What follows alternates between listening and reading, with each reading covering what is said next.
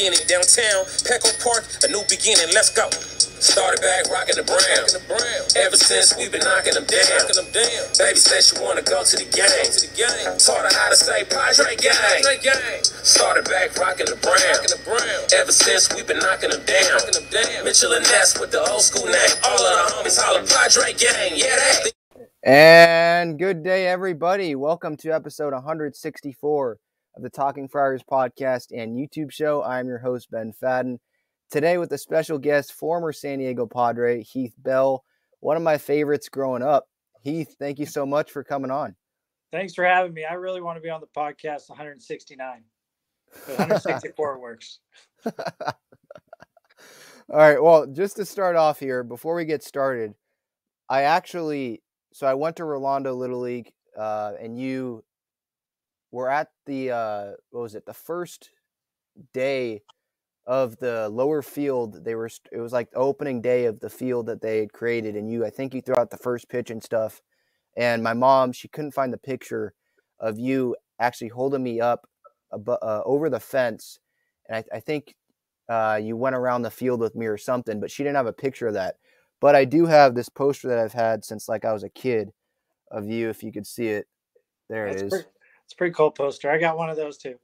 Yeah. So I've had that in my room for a long time now. So I'm excited. The reason your mom can't find the picture is because they actually had cameras instead of phones. Exactly. So exactly. It's in a drawer somewhere. Exactly. I figure that. Yeah. All right. Well, let's just get started then. This episode is brought to you by GAGLIONEBros.com, or Gaglione Bros famous cheesesteaks and subs, GAGLIONEBros.com, to view their entire menu. They're located inside Petco Park, and there are two locations, Mission Gorge and in Point. Great cheesesteaks and garlic fries. All right, let's get started here. Cheesesteak right now. Yeah, they're playing in Philly today. All right, the Padres do sit at 22-13 heading into tonight's game. They're obviously without Tatis. Just thoughts overall where the team is right now. There's been some games where probably should have won those games, but that's going to happen throughout the season. So do you like where they're at right now? I like where the Padres are at right now, because when you're in first place, every team is trying to, knock you down. When you're in second, kind of lying in the weeds, it's a little bit easier. You're just trying to win games, and you can kind of lie in the weeds, as I say, and at the right time, like when Tatis comes back, it's almost going to be like, the trade it's not going to be the trade deadline, but it's almost going to be like you just traded for somebody. And with his talent and him going out there and just playing like we all know he can play, it's going to give a good boost for the Padres and, be a chance to take over the Dodgers for first place. What do you think of Manny right now? Front runner and MVP, and then especially Haas coming back strong. There's obviously been all the trade talks and all that, but it seems like Bo Mel and the coaching staff has really made it known that they want him there, and whatever the front office is thinking, they're veteran guys and they're doing what they normally do. And I know everybody was on Eric for the last couple of years, whatnot. And I think they finally got coaches that they can relate to and not first year coaches. And I think Bob Melvin and his coaching staff with Matt Williams there is just tremendous, where they understand what veterans, because they were there. They've been in the battles before. And those guys are just tearing up. Now, if we can get our other guys to bat like 250, the Padres would probably be the best team in baseball right now, because think about it. We only have two guys. I mean, they're batting, mid 300s, close to 400 sometimes if they have a good game. And then the rest of our team is batting, like low 200s or 190. I mean, Profar is singly hand won 2 or 3 games all by himself defensively. And the game he goes off on offense, he has a major defensive time. Kim has looked into exactly what we thought he could be, if a fill-in role went for Tatis, and he's, being consistent around the, 240 mark. But it's just one of those things. We need to get Cohenworth start hitting. We need to get Will Myers. It's nice to see him back in the lineup. We just need some help for our other guys, and I think the Padres will be just fine. Do you think they're going to be able to take down the Dodgers, or have a good chance at taking them down for the first time since 2006, I want to say, in the division? Well, I think there's a chance. There really is. I mean, the Dodgers are a stellar team this year. The only thing is, what I would love to see happen is the Padres get, second place, be that wild card or whatnot, and then in the playoffs take them down. Right. I think they can do that. We've definitely have better starting pitching this year than we've had in the previous years. Bullpen's been a little shaky, but the only thing I think to clean up the bullpen a little bit is let's define roles. Let's have a 7th inning, an 8th inning, and a 9th inning guy. Let's have 1 or 2 guys in when we're down by 1. And then when we're up by 4 runs or we're down by, 3 or 4 runs, we have those guys that pitch. Let's just not go with the hot hand that seems like everybody's doing nowadays. Let's just define roles, and I really think the bullpen will shine. And as soon as they kind of define the roles with everybody and say, you're this guy, you're that guy, you're this guy, so you can mentally prepare yourself every game and see how the game's dictating, and you can get ready or not get ready. We'll get to the bullpen in a little bit. With the rest of the National League West, I mean, the Diamondbacks, the Rockies, going into this year, they weren't expected to, contend at all. They've gotten off to good starts, considering their standards and where they're at right now, or at least going into the season, their expectations weren't playoffs, right? Do you think that it's going to be a 3-team race, or that the Rockies or the Diamondbacks, one of those teams, can stay afloat, or, at least through the trade deadline?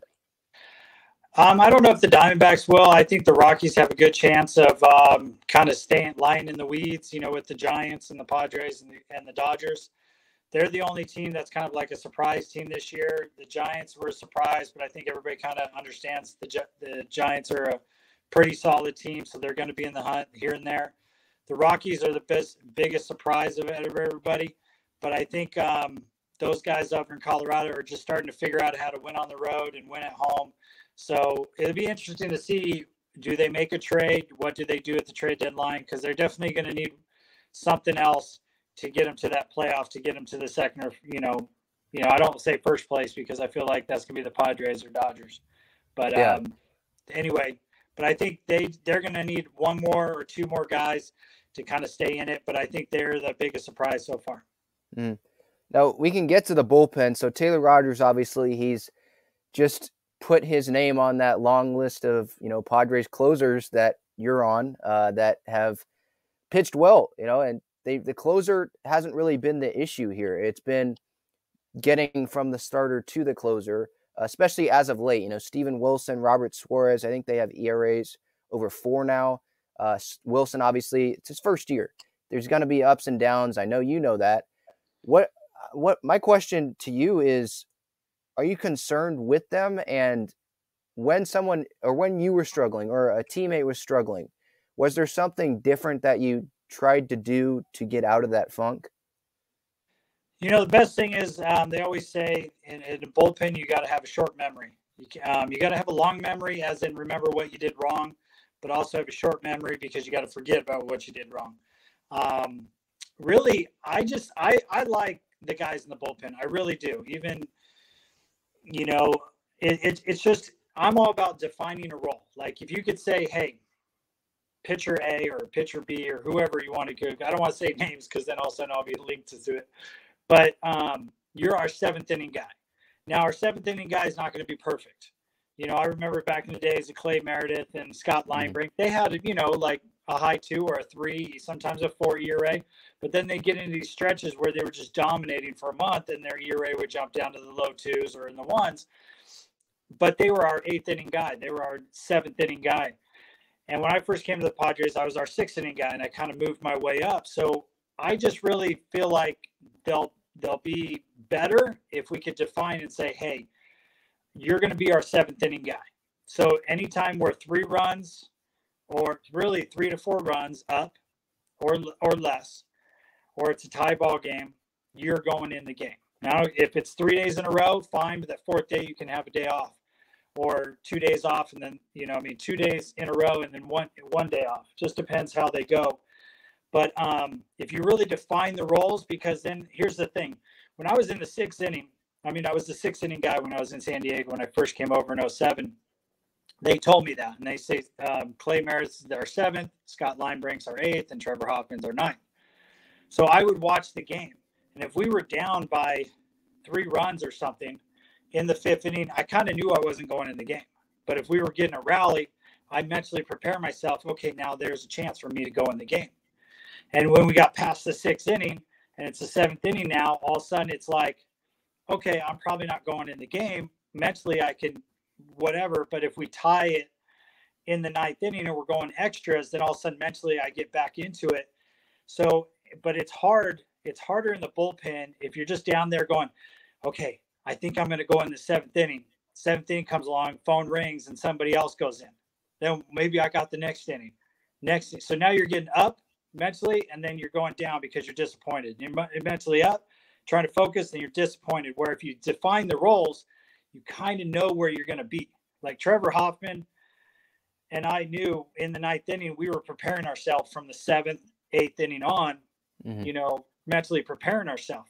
So the 6th inning guy mentally prepares himself in the 4th inning and the 5th and gets ready. So it's just one of those things that if he needs to be called upon, he's ready. But like, say the starter ends up going 6 innings, then it's the 7th inning guy. He mentally prepared himself in the 5th, 6th, and then if the starter's not going to go the 7th, the 6th inning guy knows, okay, I'm down that day. The 7th inning guy comes in, where if he has an off day, then the 6th inning guy moved to the 7th inning role. I just really think if we could define the roles, I think the bullpen would be stellar, like Padres have known in the last couple of years.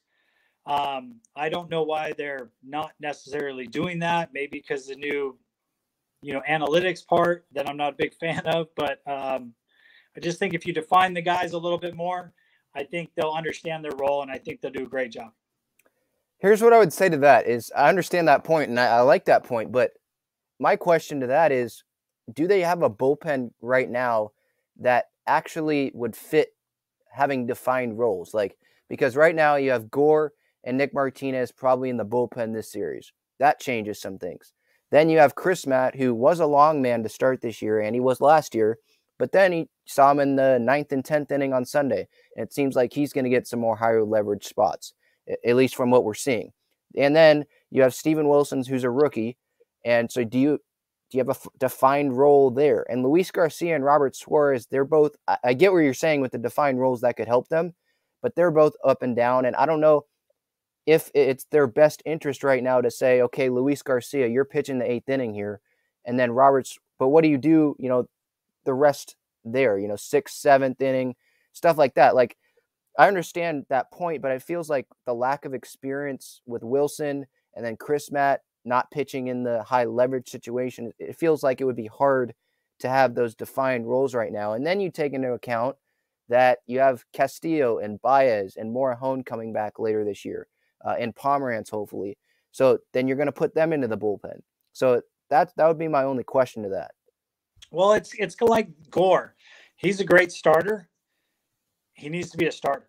Usually if you go to the bullpen, it's because, we need a long inning guy. This is the reason you need to come out of spring training with defined roles, because, if your 8th inning guy doesn't have it, your 7th inning guy moves up, and maybe your 8th inning guy takes a break, or he becomes the mop-up guy, as you say, as we say in the bullpen, where it's very defined role, as in, like, we're down by 1 or 2, you're going to go out there and pitch, where you're still good, but you just don't have it for what reason.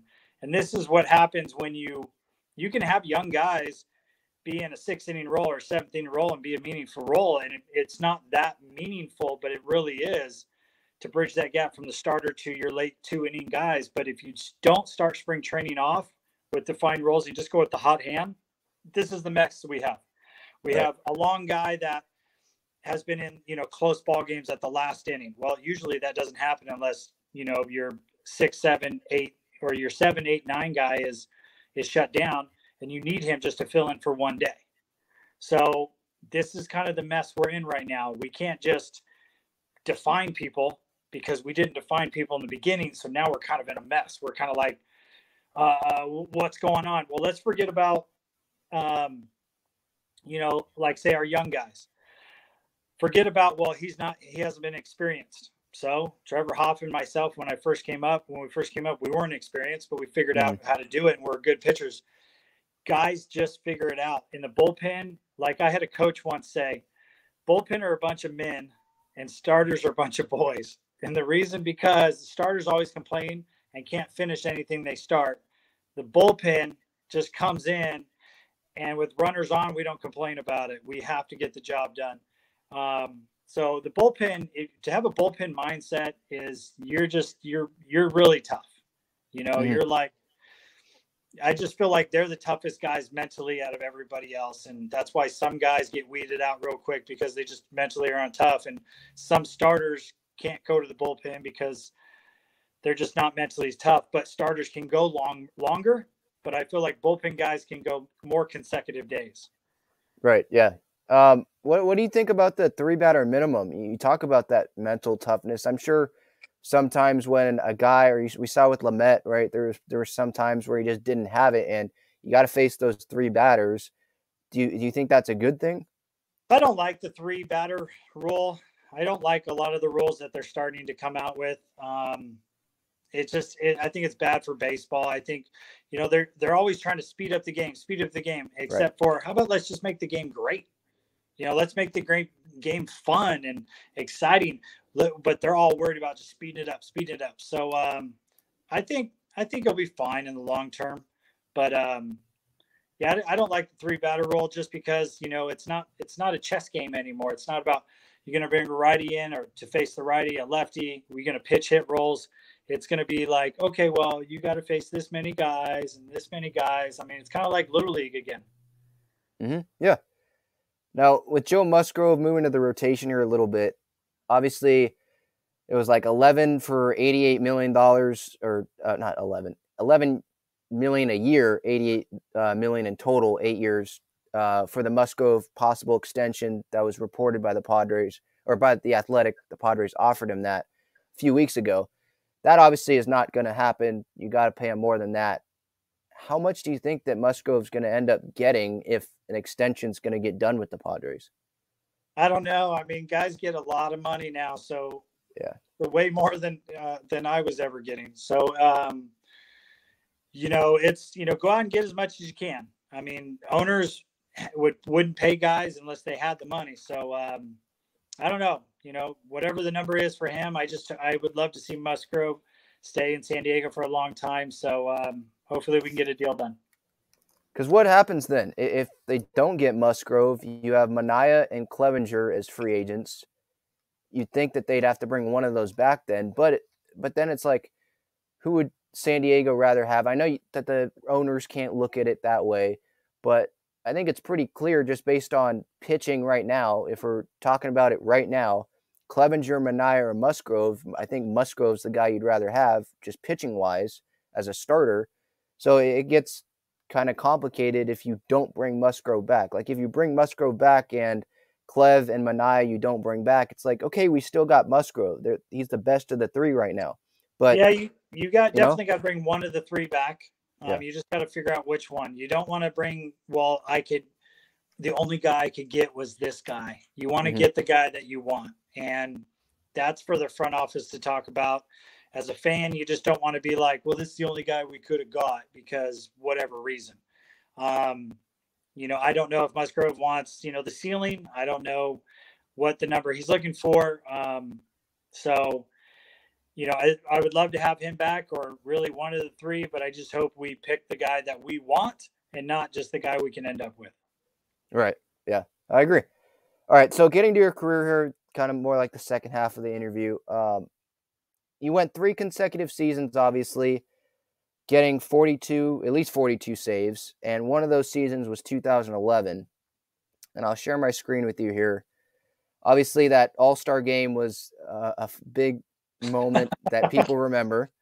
And walk me through your emotions here, obviously, as you're sprinting out. And you could see, I'll play the video here and you can talk about it. You can see the players' reactions on their faces. Yachty, Brandon Phillips. Here's the thing. They were dying.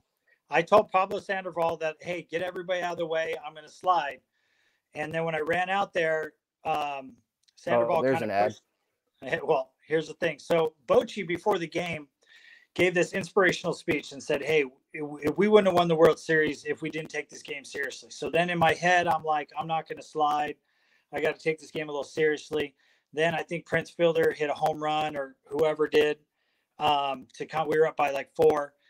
So then I'm sprinting out there. Didn't know the camera guy was behind me. I really wish I would have done, because if we all know Deion Sanders prime time, that for the older guys, I would have looked back at him and kind of gave him a little wave.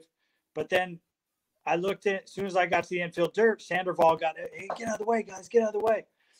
So I'm like, I'm going to do it here. And I slid. Bochy looked at me and just went, oh, shit, I got two of you, because he had Brian Wilson, the freak back then. Yep. So Molina started laughing. Sandoval was the only one that knew I was going to do this. And it was just to kind of bring fun and joke back to the game. And the best part about it, or the worst part, actually the best part. So when I retired in 15, like people would, oh, hey, you're Heath Bell in the 16 or 17. And they're like, hey, you're the guy that slid at the AllStar game. And at first I was kind of took offense to it, because I was like, I was actually a good pitcher too. Don't you remember me pitching? But then after time went on, I kind of embraced it, and I've slid at Little League games or whatnot, or opening days or some high school. So I'm known as, the AllStar slide guy, where I think nobody would remember who I was if I just didn't do something like that. Now, I was just doing it for fun and embracing, like the Padres, we like to have a good time, but we're serious in between the lines. And this was, it wasn't like a gimmick. It was just something I wanted to have some fun. And we were talking about it in San Diego with my bullpen. Hey, what should we do? And Anthony Bass, that's actually pitching still with the Marlins. Yeah. I was talking to him, and I noticed the back of his shirt, and in the movie Angels in the Outfield, the Disney movie. Yeah. There was actually a pitcher that slid with the mound. He wasn't a very good pitcher, but his last name was Bass. And it kind of registered me, because my kids were watching it like a couple weeks earlier. And I go, I should slide. And they were just busted up. They're like, what? So, that's just kind of what happened, and just kind of evolved that way. And I never knew a camera guy was behind me, but that was kind of funny.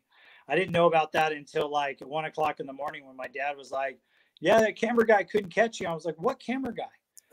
So, but it's kind of fun now, where I play sometimes in a men's 30 and over league. And they ask me to slide sometimes, and occasionally I do, and sometimes I don't. So it's, it's kind of like, I guess it's my thing now, I guess. Yeah. The camera totally could not catch up with you. And have you heard Joe Buck's call during that moment? Maybe, I don't remember it.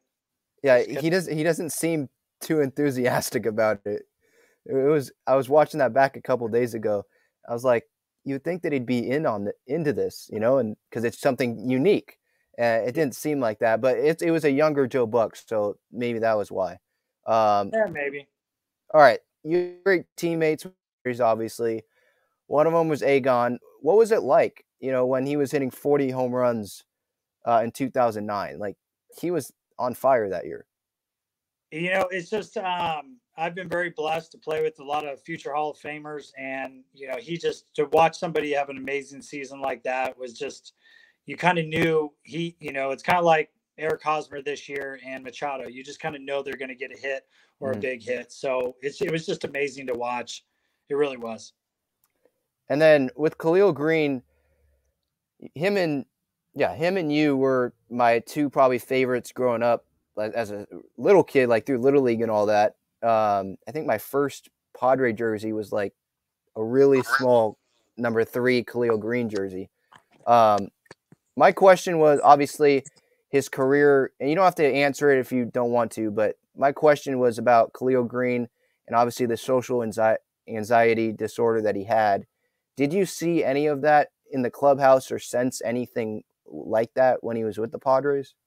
No, actually, Khalil was a really good guy, but the thing is, like, he was very quiet. Like, he, if you didn't say hello to him, he wouldn't say hello. He's one of the nicest guys I've ever met. But, I would say, like, hey, good morning, Khalil or Greenie or whatnot. And he'd say, hey, good morning. And that was kind of our conversation, unless I asked him a question, and then we would, we'd have a conversation. So I don't know what happened. I think he was very comfortable in San Diego with everybody.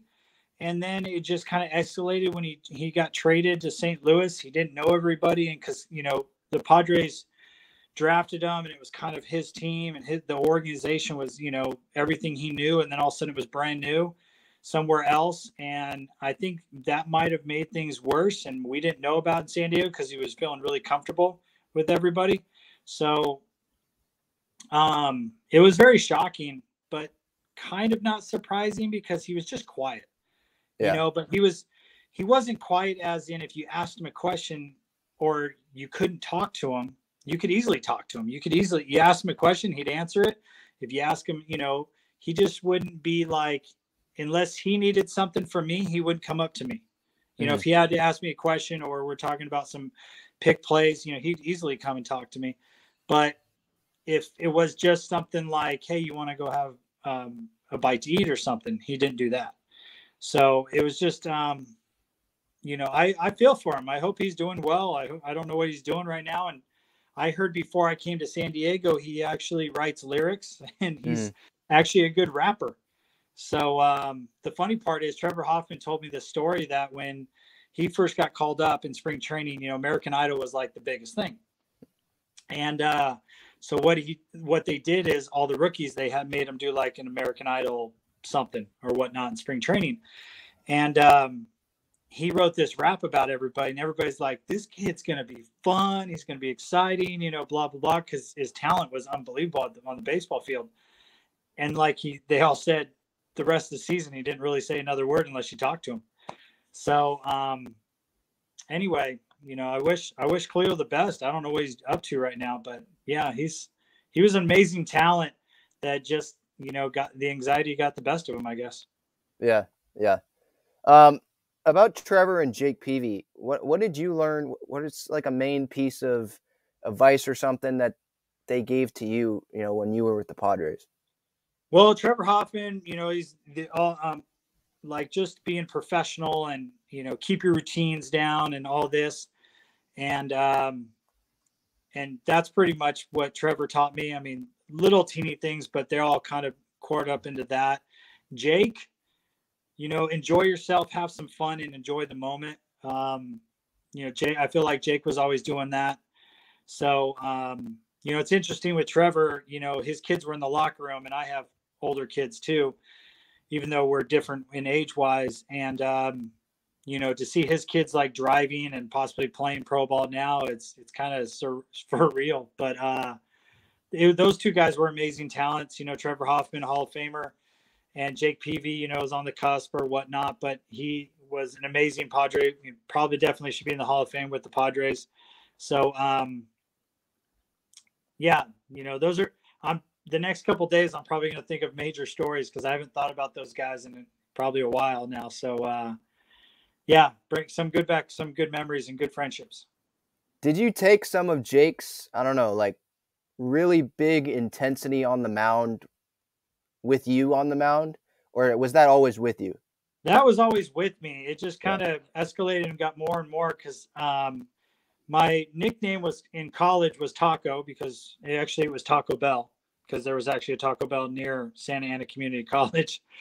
And it was mostly a Hispanic school. So, and I was one of the few white guys on the team. So it was kind of funny. But, and then it kind of shortened to Taco. And then my mom goes, you come in at crunch time, you're kind of like a raging bull. And then when I got into pro ball, it was heater because, I threw heat, but I always had that intensity. And like, once again, Trevor kind of taught me, be serious between the lines, but when you're off the field, have as much fun as possible. Cause like all the antics that he used to do in the bullpen, stuff like that. So the same thing happened. I tried to kind of emulate him a little bit, but I was kind of my own guy on the pitching mound.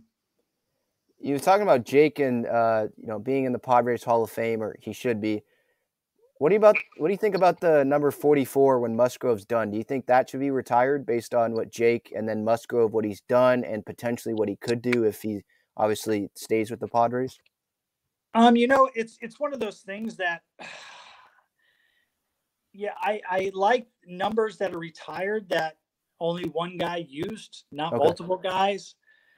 So that's why it's like, I think Jake's number should be like maybe thought about going 40, being retired and maybe Musgrove not getting it because of that. But, it's hard because, like, here's the thing. Let's say Musgrove ends up being a Padre and, does great for the Padres and has a great legacy. This generation is going to know 44 as, him. My generation is going to know Jake Peavy. So what number was really retired? Are we going to put 44 twice?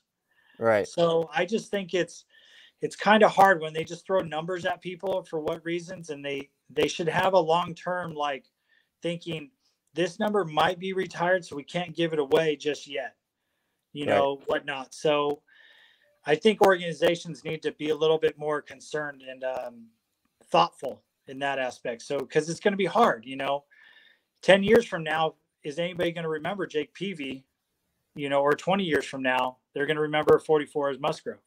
Right. So it's one of those things. I feel like there's so many numbers. You could have a number retired for one person and not have two. Mm-hmm. Yeah. All right. What about who's your funniest teammate on the Padres that you had? Brian Giles is probably the funniest guy I've ever been to have around in the locker room or whatnot. Or Mike Cameron, I think, was pretty funny too.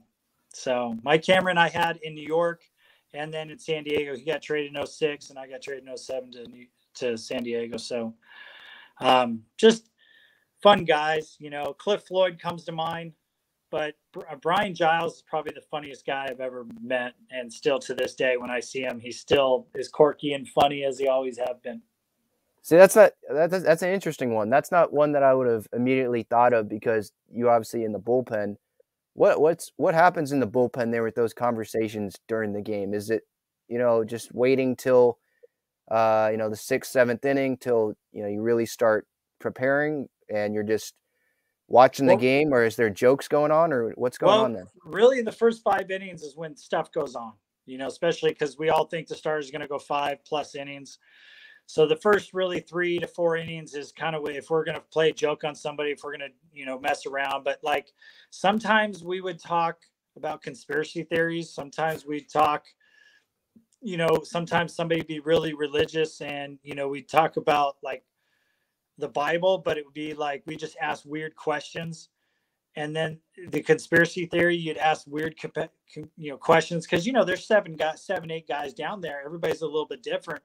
Or sometimes something going on in the news and we all just kind of talk about it, and we're all like private investigators trying to our spin on whatever's going on. Mid-season, we're all GMs and we're talking about what trades we need to do or what other teams are doing or who's going to get big money in the off season, usually not with our team, but usually with other guys or it pretty much anything goes down there.